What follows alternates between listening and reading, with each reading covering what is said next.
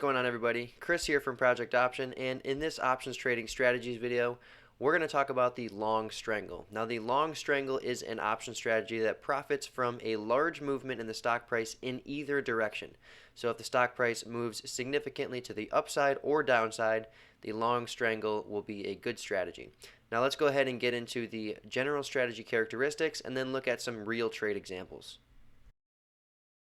Alright, so the long strangle is simply when you buy a strangle. So buying strangle is an option strategy that consists of purchasing an out-of-the-money call and put on a stock in the same expiration cycle. Now, though the long strangle is technically a neutral strategy, the long strangle requires a significant movement in the stock price or implied volatility to profit. So when you buy a strangle, you need the stock price to move up or down significantly, or you need implied volatility to increase in order to turn a profit. Now, since you do own a call option in this strategy and there's no limit to how much a stock price can rise, a long strangle theoretically has unlimited profit potential. Now, on the other hand, the most you can lose in this strategy is the debit you pay times 100.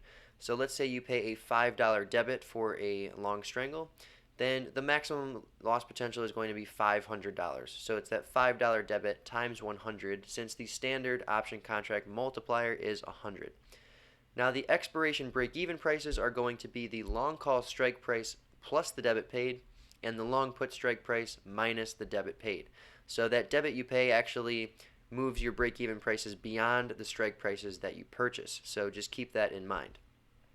Now, since you need a large movement in the stock price or an increase in implied volatility to profit, the estimated probability of profit for the long strangle strategy is less than 50%. And that's because as time passes, those options are going to be decreasing in value from time decay, and to offset that, you need a large movement in the stock price or an increase in implied volatility. So the probability of profit is low. Now, the resulting position after expiration depends on if your long call or long put is in the money. Now, if your long call is in the money at expiration, that option will settle to plus 100 shares of stock per long call option. Now, if your long put is in the money, that position will expire to negative 100 shares of stock per long put. So you'll be short 100 shares of stock per put that you own. Now, in regards to assignment risk, there are no short options in this strategy, so the long strangle has no assignment risk. Alright, well, now that you know the strategy characteristics, let's go ahead and hammer all those points home by looking at an actual strangle example.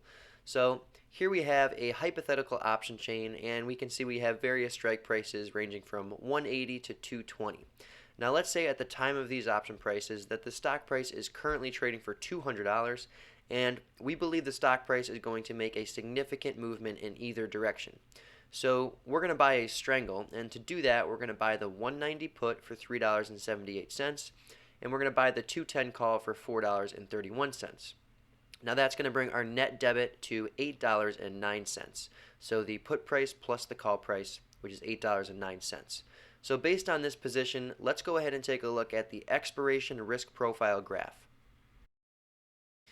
Alright, so this is the graph of this strangle position that we just initiated. So on the x-axis we have the various stock prices, and on the y-axis we have the profit and loss based on those stock prices at expiration. So as we can see here, we purchased the 190 put and the 210 call. Now, as we can see, our maximum loss potential is $809. Now, that's because we paid an $8.09 debit for this strategy, and since we have to multiply that by 100 to get our maximum loss is $809. Now, that maximum loss occurs when the stock price is between our long put and long call strikes at expiration. So if the stock price is anywhere between 190 and 210 at expiration, we will lose the full $8.09 debit that we paid. Now, our break-even prices are the long call strike price plus the debit paid, and the long put strike price minus the debit paid. So our break-even prices in this example are 181.91 and 218.09. So to have a profit at expiration, we need the stock price to be above 218.09 or below 181.91. So as we can see, we need a pretty sizable move in this stock but before this strangle expires if we want to have a profit.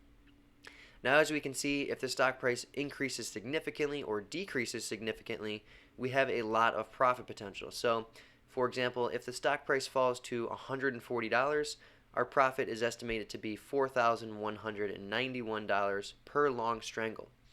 Now, on the other hand, if the stock price increases to $260, our profit is going to be the same. It's estimated to be around $4,191.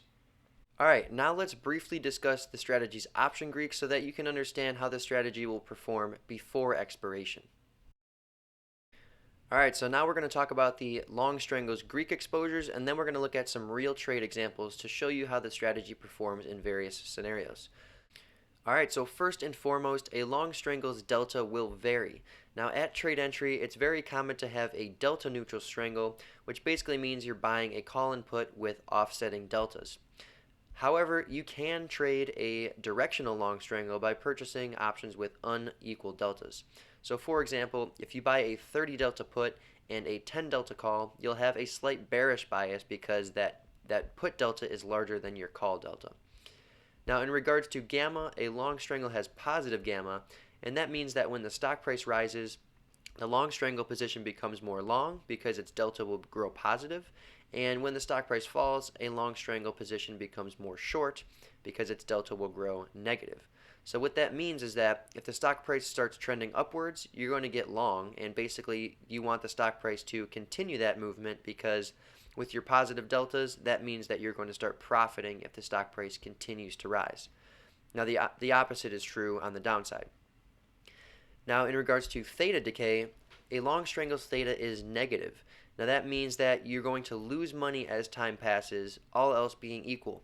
Now, that's because as time passes, the extrinsic value of options decays, and that leads to decreasing option prices, which is, of course, not what you want when you own options. And lastly, a long strangle's position vega is positive. Now that means that you profit from increases in implied volatility and lose money from decreases in implied volatility. Now that's because increases in implied volatility indicate that option prices are increasing, which is obviously great for strangle buyers. Now on the other hand, a decrease in implied volatility indicates that option prices are falling, which is not good for strangle buyers. So when we put all of these Greeks together, we learn that a long strangle profits from significant stock price movements in either direction, an increase in implied volatility, and the long strangle loses money when time simply passes and the stock price or implied volatility remains the same, or when implied volatility decreases. So to make money with a long strangle, you need an implied volatility increase or a significant stock price movement in either direction, and if time simply passes and none of those things happen, you will lose money. So now let's get to the fun stuff and actually look at real long strangle trade examples to demonstrate to you what I just explained. Alright, so the first example we're going to look at is a maximum loss long strangle. And obviously that happens when the stock price is between the long call and long put strikes at expiration. So here is the setup. The initial stock price is 212.44. Initial implied volatility is 14%. And we're going to buy the 201 put and 219 call that expire in 63 days. Now our net debit for this trade is going to be $2.58, and that's going to bring our break-even prices to $198.42 and $221.58. And that stems from the put strike price minus the debit and the call strike price plus the debit. So, of course, our maximum profit potential is theoretically unlimited, and our maximum loss in this case is the $2.58 debit times 100, which is $258. So let's go ahead and take a look at what happens to this position over time. Alright, so in the top part of this graph, we're looking at the changes in the stock price relative to our long call and long put strike prices, and we also can see the upper break-even price and the lower break-even price of this long strangle position. Now on the bottom part of the graph, we're looking at our entry price of the strangle, and the changes in the price of the strangle, and any corresponding profits or losses relative to the current price of the strangle and the entry price. So in this case, we can see that the stock price remains right between our long call and long put strike as time passes. So of course, that means that these option prices are decreasing over time because they're getting closer and closer to expiration, and since the stock price is staying right in between those options, there is a lower and lower probability that those options expire in the money, and they become less valuable. So in this case, we can see that the strangle starts around $2.58, and as time passes, that value slowly decreases towards zero. Now, at expiration, the stock price is right in between our long call and long put strike price, and we can see that the strangle expires worthless. So, if we were to buy one of these strangles for $2.58, if we held it until expiration, we would lose that full debit paid, and we would have a loss of $258 per long strangle. Now, you don't have to hold a position until expiration, and you never have to do that when you trade options. So let's say you wanted to lock in your loss when this strangle hit $1. So if you bought it for $2.58, once the strangle hit $1 and you wanted to cut your losses, you could simply sell the strangle for $1 and you would lock in a loss of $158 as opposed to the maximum loss of $258. Now, of course, when you lock in the loss, you're out of the trade and you remove the potential to profit from it in the future if it does end up in the money. Alright, in this next example, we're going to look at a collapsing stock price after a long strangle is initiated. So obviously that should be a very good thing for a long strangle position. So here's the setup. The initial stock price is $524. Initial implied volatility is 26%. And we're going to buy the 495, 555 strangle that expires in 39 days. Now our net debit for this trade is going to be $12.55, which brings our break-even prices to $482.45 and $567.55.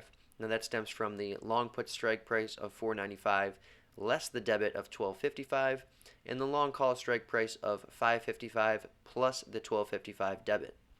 Now our maximum profit potential is unlimited, and our maximum loss potential is limited to the debit we pay times 100, which comes out to $1,255.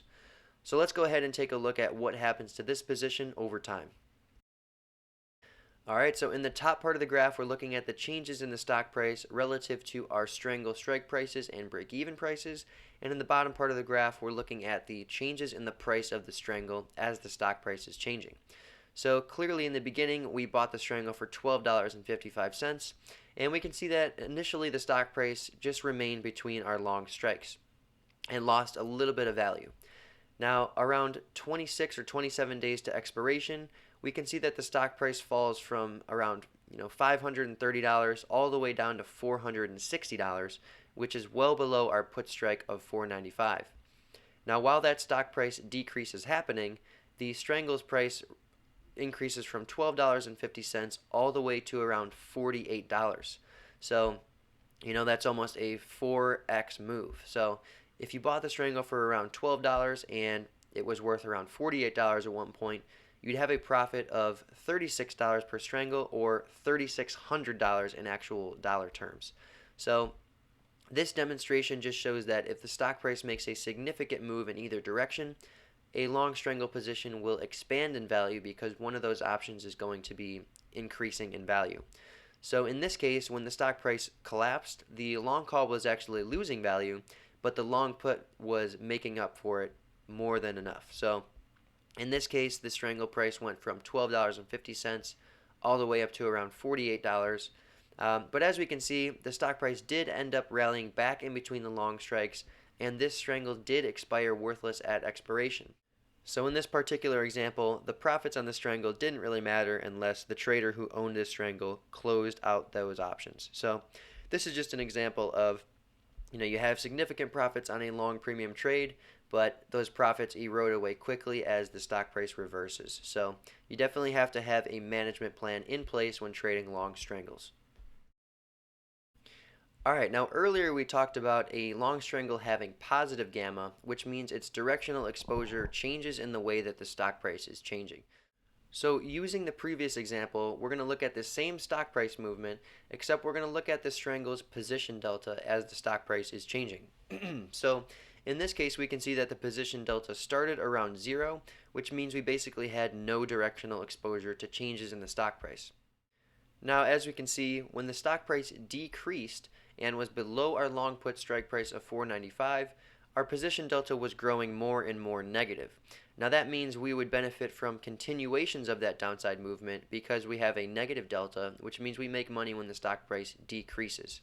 So This is just a good example of how a long strangle can begin market neutral, but as soon as the stock price starts trending in one direction, you want that movement to continue. Alright, so let's recap the main concepts that you've learned from this video. So first and foremost, buying strangles is a directionally neutral strategy that consists of buying an out-of-the-money call and put option in a stock in the same expiration cycle. Now, the main profit drivers of the long strangle strategy are significant movements in the stock price because the strategy has positive gamma, and increases in implied volatility because the strategy has positive vega. Now, to close a long strangle position before expiration, you can sell the long call and put at their current prices to lock in any profits or losses that you have on the position. Now, due to having significant profit potential and limited loss potential, the long strangle strategy has a low probability of profit. And lastly, though the strategy begins delta neutral, the position will become very directional if the stock price trends in one direction, which we just discussed. Thank you for tuning in, everybody. I hope you enjoyed this video. If you did, please go ahead and give our channel a subscribe so that you can receive all of our new YouTube content as we release it. Also, feel free to check us out on Twitter as we release new content there as well.